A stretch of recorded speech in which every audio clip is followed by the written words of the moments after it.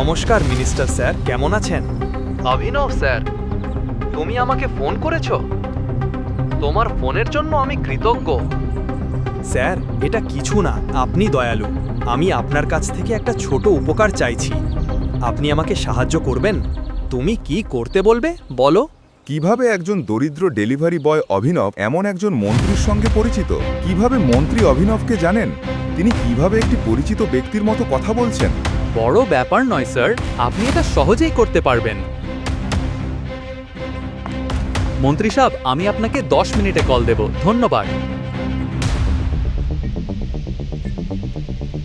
রবি Kumar sir, India's number 1 private company Egon private limited. যদি তারা অনন্যা ইন্ডাস্ট্রিজে বিনিয়োগ করে তাহলে কেমন হবে? কি? IGNOU private limited? স্বপ্ন দেখিও না অভিনব।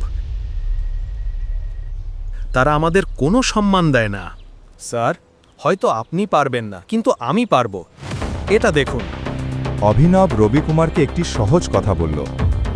রবিকুমার শুনে হতবাক হলেন।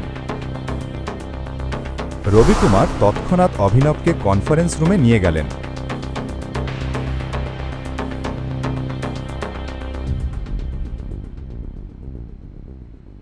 বাবা, হেই, নিচু মানের, এখনো কি চলে যাওনি? চিরাগ, ভদ্রতা রাখো। যেই হোক, প্রথমে সম্মান করতে শেখো। অনন্যা, অভিনবকেও একটা সুযোগ দাও। ওর একটি ভালো পরিকল্পনা আছে। এখানে কতটা সিরিয়াস অবস্থা চলছে, আর তুমি একজন জোকার নিয়ে এসে আমার সঙ্গে মজা করছো? এই কারণেই আমি আগেই বলেছিলাম, এমন বুড়োদের ছেঁটে ফেলা যায়। ক্ষমা করবে। তোমার কথায় খেয়াল রাখো। আমার এই কোম্পানিতে অভিজ্ঞতা তোমার বয়সের চেয়েও বেশি। অনন্যা, আমি যা শুনেছি, অভিনব বলেছে তার একটি ভ্যালিড প্ল্যান আছে। হ্যাঁ, তোমার মতো করে সব করতে পারবে না। দুজনের মধ্যে তর্ক চলছিল। অনন্যা কিছু একটা ভেবে বসেছিল। তার দাদুর কথা মনে পড়ল। অনন্যা, এটা ভালো করে জেনে রেখো, অভিনব তোমার জন্য একটি ভালো স্বামী হবে। যদি তুমি বা আমাদের কোম্পানি কোনো সমস্যায় পড়ে, অভিনব সেটি সমাধান করে আমাদের রক্ষা করবে। অনন্যা তর্ক দেখে রেগে গেলেন। বন্ধ করো চিরাগ, ভুলে যেও না আমি এই কোম্পানির মালিক। এখানে সকল সিদ্ধান্ত নেওয়ার ক্ষমতা আমার আছে। অভিনব, বসো এবং আমাকে তোমার প্ল্যান বলো। সারবেশ খুশি হয়েছিল বেদিকাকে কিশোরের প্রতি রাখতে দেখে। রবিকুমার অভিনবকে নিজের পাশে ডাকলেন। অনন্যা, আমি এই আর্থিক সংকট সমাধান করব, কিন্তু তার আগে শেয়ার হোল্ডারদের বিবরণ এবং ব্যালেন্স শিট দেখতে চাই। এটা বেশি হচ্ছে। আমরা কিভাবে কোম্পানির বিবরণ একজন অপরিচিতকে দেব? কার্তিক, ল্যাপটপটা আমাকে দাও। অনন্যা, বোকাটার কথা শুনছো? শুধু ল্যাপটপটা দাও কার্তিক। আর চিরাগ, তুমি কেন তোমার ভাষা নিয়ন্ত্রণ করো না? অভিনব আমার স্বামী, এটা ভুলে যেও না। তুমি শুরু করো। 2 বছরের মধ্যে প্রথমবার অভিনব অনন্যাকে আরেকজন পুরুষের সাথে ঝগড়া করতে দেখছে।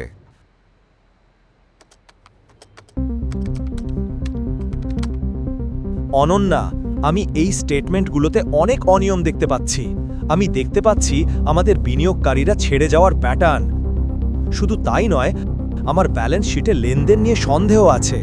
হেই, বাজে কথা বলো না। এটা বলো, তুমি কিভাবে কোম্পানি বাঁচাতে যাচ্ছ? এই শেয়ার হোল্ডারদের কিভাবে নিয়ন্ত্রণ করতে যাচ্ছ? অনন্যা, আমি চাই কোম্পানির শেয়ারগুলো পুনঃক্রয় করতে। চমৎকার আইডিয়া। তুমি কি ভাবছো অভিনব?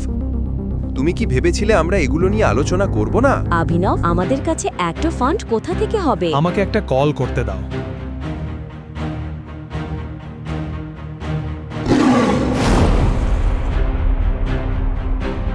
অভিনব তার ফোনে একটি নম্বর ডায়াল করল।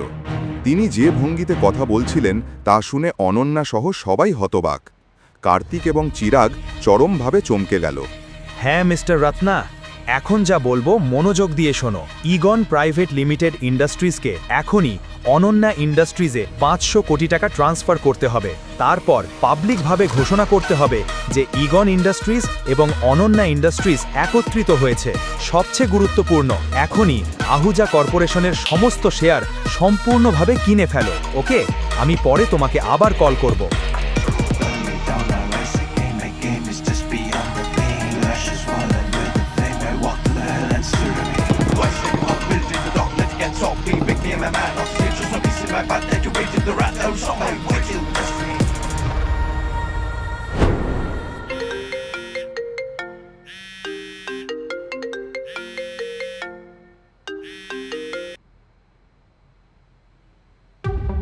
হ্যালো,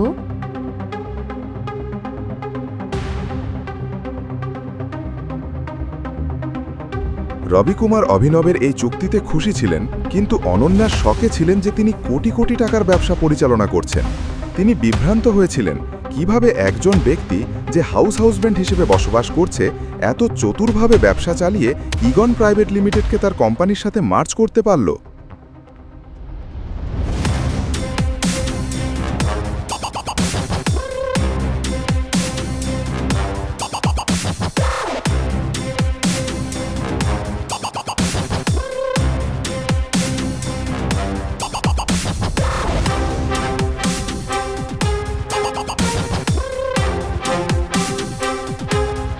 অভিনব, তুমি কে?